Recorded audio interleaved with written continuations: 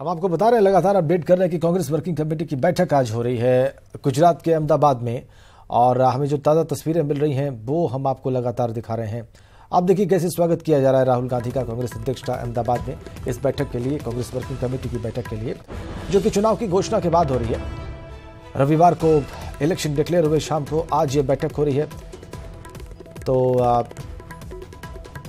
ये बहुत ही दिलचस्प, ये बहुत ही महत्वपूर्ण देखना कि ये पहली बैठक जो चुनाव के बाद हो रही है, इसमें क्या निर्णय लेती है कांग्रेस की टॉप बॉडी, सबसे बड़ी समिति कांग्रेस वर्किंग कमेटी, कांग्रेस कार्य समिति, और CWC से कहते हैं। देखिए कितने जो बड़े नेता हैं वो सब हिस्सा लेने के लिए इस बैठक में वहां पर पहुंचे हुए हैं। तो बहुत ही महत्वपूर्ण बैठक। वल्लभ भाई पटेल नेशनल मेमोरियल में दिग्गज नेता कांग्रेस के जुटे हुए हैं, और उसके बाद वो बैठक समाप्त होने के बाद राहुल गांधी वहां पर एक जनसभा को भी संबोधित करेंगे। प्रियंका गांधी भी उस जनसभा को संबोधित करेंगी। सारी निगाहें इस पर कि वो क्या निर्णय लेते हैं, क्या डिसाइड करते हैं चुनाव के लिए, क्योंकि चुनाव के लिहाज से ये समिति बहुत ही महत्वपूर्ण निर्णय ले सकती है। चुनाव बिल्कुल सामने, लगभग 1 महीने बाद पहले चरण का मतदान होगा, तो उसके लिहाज से बहुत ही महत्वपूर्ण है बैठक।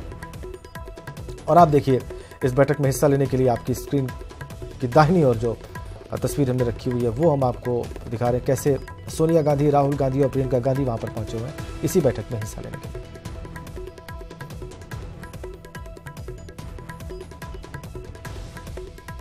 प्रियंका गांधी वाड्रा भी इस बैठक में कांग्रेस महासचिव की हैसियत से हिस्सा लेंगी।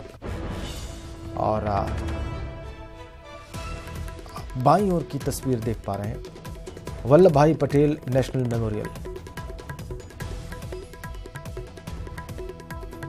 इस वेन्यू का चुनाव अपने आप में बहुत कुछ कहता है। एक तो गुजरात, उस पर से अहमदाबाद में वल्लभ भाई पटेल नेशनल मेमोरियल, ये दोनों ही स्थान जो है वो बहुत सोच समझ कर चुने गए कांग्रेस के द्वारा।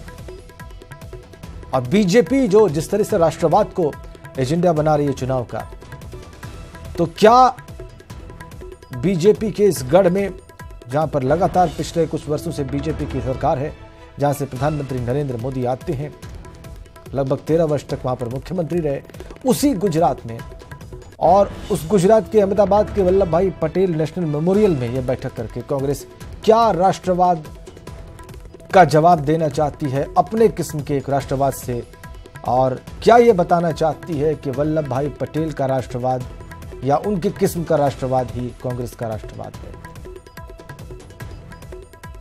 यही हम देखेंगे आज पूरे दिन। हम इस खबर पर नजर रखेंगे कि कांग्रेस की ये शीर्ष समिति क्या निर्णय लेती है कांग्रेस के भविष्य के बारे में, आने वाले चुनाव के बारे में, क्या फैसले होते हैं उनके, किस बात पर फोकस रहता है, किन नेताओं पर फोकस रहता है, किन मुद्दों को प्राथमिकता से कांग्रेस उठाने जा रही है मुख्य विपक्षी दल के तौर पर, और कैसे सत्ता तक पहुंचने का रास्ता तलाशने जा रही है।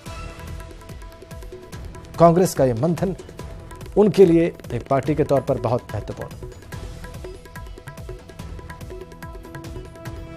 करते हैं कि आने वाले समय में 2019 में जिस तरीके से उन्होंने शांतिपूर्वक अंग्रेजों को देश से भगाया था, हम ऐसे लोगों को जिन्होंने देश के साथ विश्वासघात किया है उनको 2019 में भगाने में कामयाब होंगे। इनको शर्म आनी चाहिए कि इनका इतिहास, जो भारतीय जनता पार्टी का कुल मिलाकर जो इनकी सरकारें रही हैं, उन्होंने सिर्फ देश के साथ और देश की नेशनल सिक्योरिटी को लेकर समझौता किया है। आप भूल जाते हैं कि मौलाना मसूद अजहर बाकायदा भारतीय जनता पार्टी के कार्यकाल में पाकिस्तान की धरती पे छोड़ा गया था, आतंकिस्तान में छोड़ा गया था हमारे देश में आतंक मचाने के लिए। आज जो इंडिया के नेशनल सिक्योरिटी एडवाइज़र हैं, बाकायदा उनको घर छोड़ कर आए थे। ये भूल जाते हैं कि हफीज़ सईद को गले लगाने के लिए वेद प्रकाश वैदिक को भेजा गया था। भूल जाते हैं कि लाहौर बस यात्रा रही हो, कारगिल अटैक रहा हो, आगरा समिट रहा हो, ये सारे इन्हीं के कार्यकाल में हुए हैं। और अब इस 5 साल में हमने देखा है ISI को पठानकोट बुलाते हैं, प्रधानमंत्री बगैर न्योते के पहुंच जाते हैं पाकिस्तान, वेद प्रकाश वैदिक को हफीज सईद से गले लगवाते हैं, सारी शॉल भेजते हैं और फिर बात करते हैं देश प्रेम की। आज उन्हीं की वजह से है कि आज आतंकिस्तान हमारे देश में आए दिन आतंक मचाता है और आप जाकर उनसे पप्पियां झप्पियां करते हैं।